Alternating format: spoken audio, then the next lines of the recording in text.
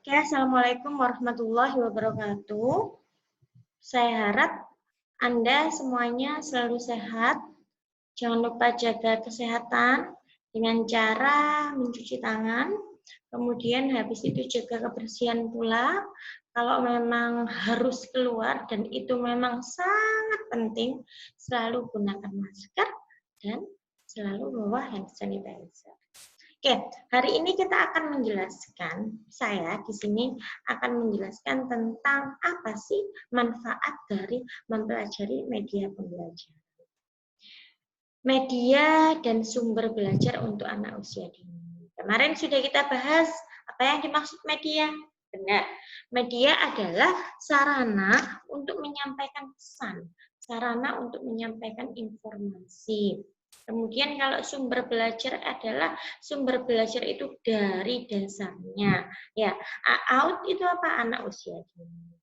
Nah, kemudian media kalau menurut dari bahasa Latin merupakan bentuk jamak dari kata medium yang secara harfiah berarti perantara. Maksudnya apa? Perantara sumber pesan dengan penerima pesan. Ya, jadi sumber pesan itu a source dengan penerima pesan sebagai receiver.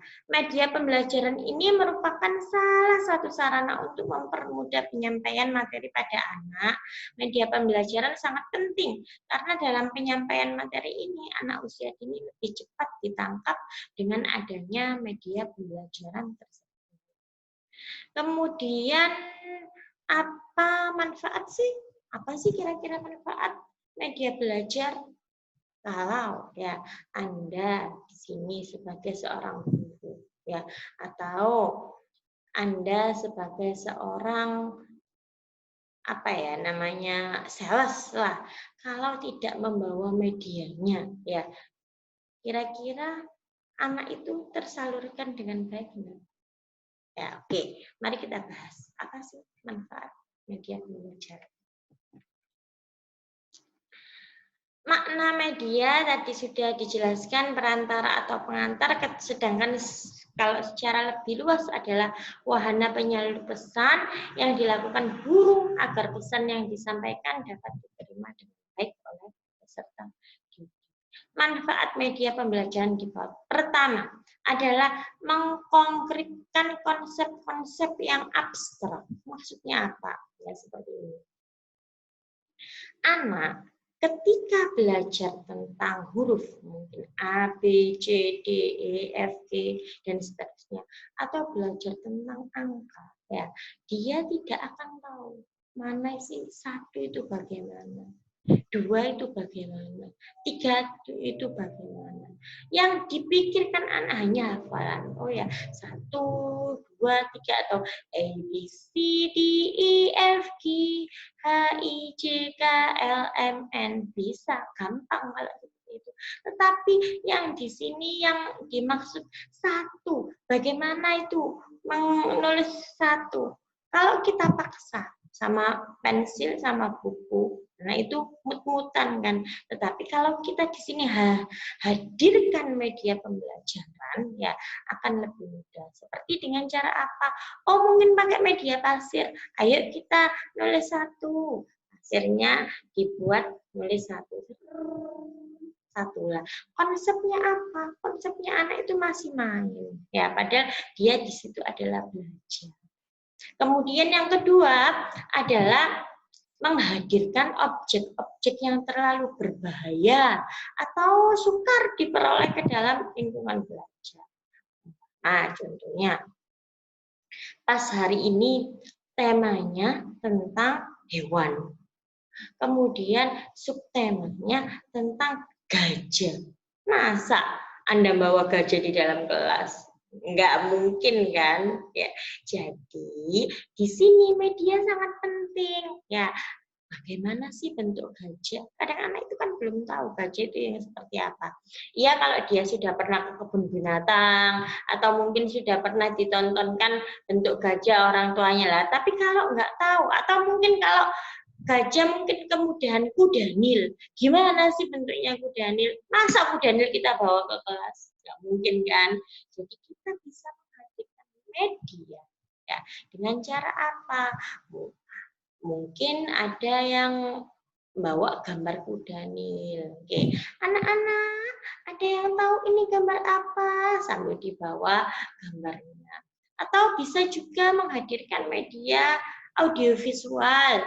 Jadi seperti gambar kuda nil, tata cara dia makan, tata cara dia berburu, bisa juga disetelkan kepada anak. Ya.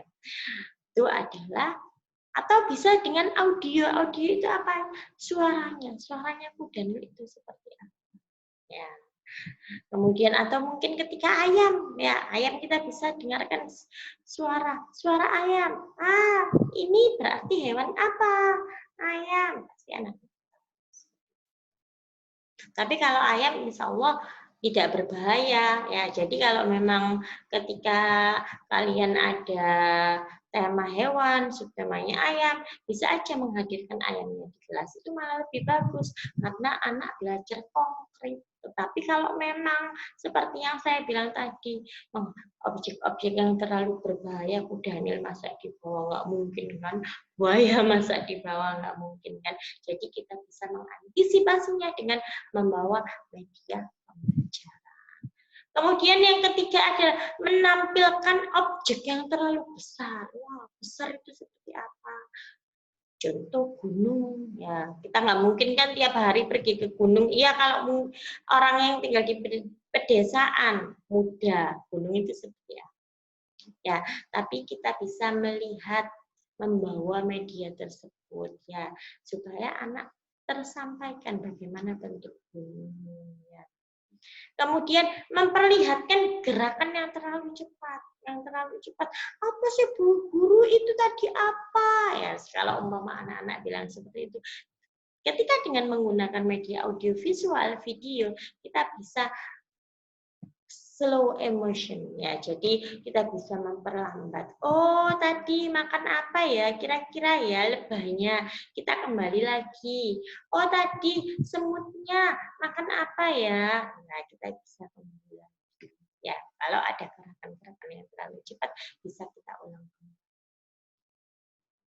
Kemudian selanjutnya, memungkinkan anak untuk berinteraksi secara langsung dengan lingkungannya. Seperti ketika kita ajak, seperti kemarin saya sama anak saya ke PAUD ya. Apa sih itu? Oh, piringan putar itu bentuknya seperti itu. Kalau itu masih dalam lingkungan dan itu mudah. Kemudian menyajikan pesan atau informasi belajar secara serempak bagi seluruh anak. Kita mengajar di kelas, umpama katakanlah kelasnya anaknya sebanyak 15 ya. Kemudian dan harus itu sama serempak. Jadi informasi yang didapatkan antara anak yang satu dengan yang lainnya tersampaikan semua. Kemudian menyajikan informasi belajar secara konsisten secara terurut, secara sistematis, dan dapat diulang maupun disimpan sesuai kebutuhan. Simpan sesuai kebutuhan. Sekarang saya punya katakanlah buku bantal ya untuk tahun ajaran 2019-2020.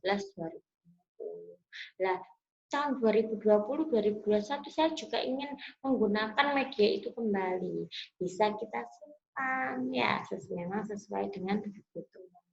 Membangkitkan motivasi anak dengan media akan berbeda motivasinya dengan guru yang tidak memakai media. Pasti anak itu penasaran, Bu, apa itu? Ya, oke, saya akan contohkan seperti ini. Ada salah satu media.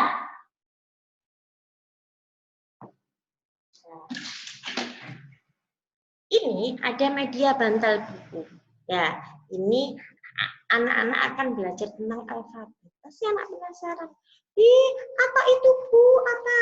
Nah, ini adalah bantal buku. Bu, aku kepengen tahu, pengen buka. Pasti anak penasaran seperti itu. Oke, ayo kita buka. Tara. Dengan ini juga bisa belajar tentang warna ya. Seperti ini warnanya apa? Biru. Biru bahasa Inggrisnya apa? Blue. Bagus ya. Kan pakai warna-warna yang menarik. Ini kita buat sendiri. bahannya gampang sekali. Kalau kalian mau buat di rumah juga bisa. Ini pakai flanel, kemudian bantalnya ini ya agak apa ya lentur, ini dikasih dakron ya. Kemudian ini kalian beli apa namanya pancing di toko itu kan juga banyak. Kemudian kita mempermanis juga dengan manik-manik. Lah ini, wow, anak belajar. Apa ini huruf A? Ini huruf apa? B. Ini huruf apa? C. Ya, jadi anak bisa tahu ini belajar. Atau mungkin ini bisa ditempel. Ya, ini kan huruf A ya. Kemudian ini huruf B.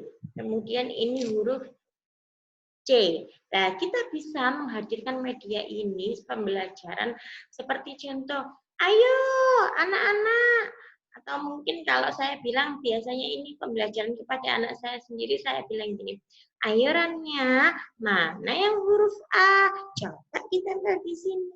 Pasti dia mana ya? Ah, ini Bunda. Ya, jadi dia ditempel di sini. Ya, merasa senang karena ada media. Beda kalau kita ngomong, ayo belajar A, B, C, anak pasti akan bosan sekali dan tidak akan membangkitkan motivasi. Kemudian selanjutnya adalah memungkinkan adanya keragaman pengamatan atau persepsi belajar pada masing-masing anak. Ya, jadi ketika anak itu, contohnya si Rania ngomong kalau huruf B itu dia ada tegak lurusnya, kemudian ada seperti lingkaran. Tetapi anak yang lainnya, katakanlah si Kesa bilang bukan B itu yang perutnya di belakang. Nah, kita bisa menghadirkan persepsi ini bahwa ini adalah huruf. Kemudian selanjutnya mengatasi keterbatasan waktu dan ruang. Contohnya kalau temanya lagi binatang atau mungkin tumbuhan anggrek. Di sekolah nggak ada tumbuhan anggrek. Kita bisa antisipasi dengan, oh ada gambar media, ada dari audiovisual. Ini loh bunga anggrek, itu mengatasi keterbatasan waktu dan ruang. Kemudian, lah ini kriteria pemilihan media dan sumber belajar. Yang pertama adalah ketepatan dengan tujuan pembelajaran. Contoh, hari ini temanya tentang tanaman. Kalian bawa media yang gambarnya tentang kuda nil atau gambarnya tentang badak. Tepat apa enggak? Oke, enggak ya. Jadi harus tepat. Contoh seperti hari ini temanya tentang tumbuhan. Bawa gambar bunga anggrek. Tepat enggak? Ya, itu maksud saya. Jadi harus tepat sesuai dengan tujuan pembelajaran. Kemudian selanjutnya adalah dukungan terhadap isi bahan pembelajaran. Dukungan terhadap isi bahan pembelajaran itu mendukung enggak itu, ya mendukung enggak pembelajaran tersebut. Kemudian kemudahan memperoleh media. Anda tinggal di katakanlah mungkin yang tidak semudah dengan kalau kita di sini pakai wifi, pakai hotspot mudah. Katakanlah mungkin yang tinggal di, kalau di tempat saya ada yang pas dulu, ingat saya zaman dulu ketika di Bojonegoro, daerah Kelina, tapi mungkin sekarang sudah sangat maju, sinyal itu sangat sulit. Ya, lah kalau seperti itu terus ketika saya mengajar di sana saat KKN dulu itu apa namanya buku, kemudian LCD itu boro-boro ya, LCD enggak ada ya. Nah, kalau umpama tinggal di daerah situ, saya pengen menjelaskan tentang animasi, tentang proses melahirkan kambing. Lah, seperti itu. Bisa enggak? Di Bojonegoro, guru pinjem nang Surabaya. Ya, nggak mungkin kan ya. Jadi kita manfaatkan kemudahan memperoleh media. Nah, dengan cara apa? Oh, harus menceritakan tentang kambing. Bisa aja dengan anak-anak kita langsung ajak keluar, melihat kambing, bagaimana proses makannya, bagaimana proses minumnya. Itu anak lebih suka ya. Jadi harus kemudahan memperoleh media. Kemudian keterampilan guru menggunakannya jika pakai LCD, pakai proyektor, tapi guru sih bingung. Ini apa ya? Ini gimana metein? Nah, kalau seperti itu bagaimana? Kan ya apa namanya nggak enak juga kan, nanti waktunya habis ya, waktunya keburu habis sehingga pesan yang disampaikan tidak tersalurkan. Jadi kalau memang apa namanya harus menggunakan proyektor atau menggunakan media yang lainnya, harus menguasai bagaimana cara menggunakannya. Tersedia waktu untuk menggunakannya. Jadi harus bisa apa ya intinya mengkoordinir waktu dengan baik. Dan memilih media pembelajaran harus sesuai dengan taraf berpikir anak. Anak umur 5 sampai 6 tahun, sampean ajari uji fisika. Kemudian uji fisika yang berat-berat seperti hukum Newton lah nggak masuk ya. Jadi kalau umpama sesuai taraf berpikir anak, kita bisa mengajari tentang terapung dan tenggelam ya, tenggelam dan terapung. Kemudian jenis media pembelajaran seperti yang sudah saya bilang kemarin. Maaf ya saya batuk.